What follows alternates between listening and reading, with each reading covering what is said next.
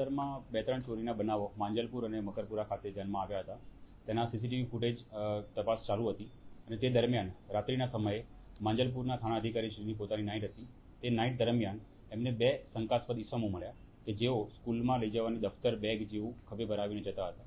તેમની પૂછપરછ કરી અને બેગ ચેક કરી તો બેગમાંથી વિવિધ પ્રકારના સાધનો મળ્યા, જેનો ઉપયોગ સળિયા કાપવા માટે, લોક તોડવા માટે થતો હોય તથા પેપર સ્પ્રે જેવા અને અન્ય ડિસમિસ, વાંદરા પકડ, પાના પકડ વગેરે વસ્તુઓ, ગિલોલ અને પથ્થર મળી આવ્યા. ત્યારબાદ વધારે પૂછપરછ કરતાં આગળ એક માણસ જઈ રહ્યો હતો અને તે પણ એ જ સાગરીતનો એમનો જ એક સાગરીત હતો અને એ ટોળકીનો ભાગ હતો. તો તે રીતે આ ચડ્ડી બંધિયાનધારી ગેંગ જે અત્યારે ઘણી એક્ટિવ થઈ છે છેલ્લા થોડા સમયથી, તેને પકડવામાં આવી છે અને તે આંતરરાજ્ય જે ચામાચીડિયા ટોળકી, ચામાચીડિયા ગેંગ તરીકે પણ તે પ્રચલિત છે, જેમની ઉપર તેમના શરીરના છાતીના ભાગ ઉપર ચામાચીડિયાનું ટેટુ બનાવવામાં આવેલું હોય છે. આ લોકોની જે મોડસ ઓપરેન્ડી છે તેમાં તેઓ છાયાપુરી સ્ટેશન પર ઉતરે છે. ત્યાંથી ફાટકે રેલવેના પાટા સાથે ચાલતા માંજલપુર ગામ પાસે આવે છે અને ત્યાં દિવસ દરમિયાન ફુગ્ગા વેચવાના બહાને કે કોઈ લારી ચલાવવાના બહાને રેકી કરે છે અને જે બંધ મકાન મળી આવે તે મકાન પર રાત્રિના સમયે ચોરી કરવાનો પ્રયાસ કરે છે અને તાળું તોડવાનો પ્રયાસ કરે છે અને ચોરીનો સામાન લઈને અલગ અલગ ટીમો બનાવીને ચોરી કરતા હોય છે. ચોરી થયા પછી આ ટીમો અલગ અલગ વિસ્તારમાં વહેંચાઈ જાય છે. જે એક ટીમ હોય છે તેનું કામ હોય છે કે આ જે સામાન છે, જે સાધન સામગ્રી છે કે જેનો ઉપયોગ કરીને ચોરી કરવામાં આવી છે તેને લઈને ભાગી જાય છે. એક ટીમ હોય છે જે મુદ્દામાલ છે એને લઈને જતી રહે છે અને ત્રીજી ટીમ અલગ દિશામાં જાય છે.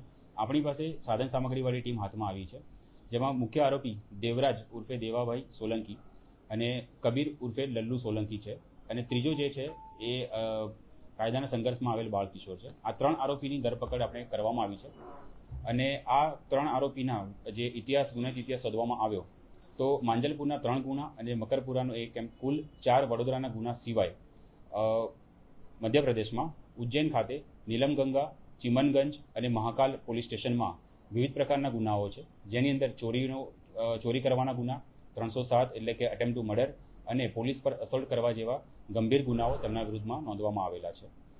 જે અન્ય એમની ટીમ જે મુદ્દામાં લઈને જે ભાગી ચૂકેલ છે અને જેને પકડવાના પ્રયાસ ચાલુ છે, જે વોન્ટેડ છે, તેમાં દુર્જન બાબા, રાજપાલ પારધી, યોગેશ સોલંકી અને બાલી પવાર જેઓ અત્યારે વોન્ટેડ છે અને જેમને પકડવા માટેની કામગીરી અત્યારે હાલમાં ચાલુ છે.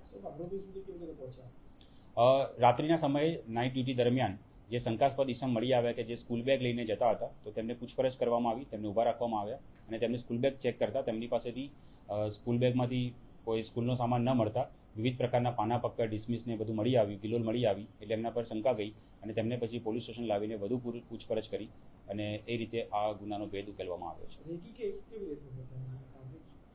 તેઓ ફુગ્ગા વેચવાના બહાને અલગ અલગ સોસાયટીઓમાં, અત્યારે ઘણા બધા મેળા જેવો માહોલ પણ છે વિસ્તારમાં, તો ત્યાં પણ ફરતા હોય છે.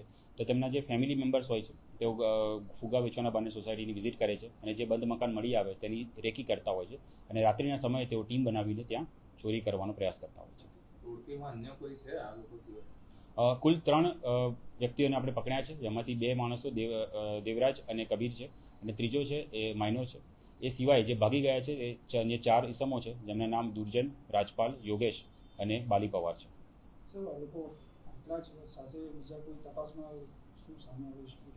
અત્યાર સુધીની જે તપાસ કરી છે તે દરમિયાન 4 ગુનાનો ભેદ ઉકેલાયો છે, જેમાંથી 3 ગુના માંજલપુરમાં દાખલ થયેલા છે.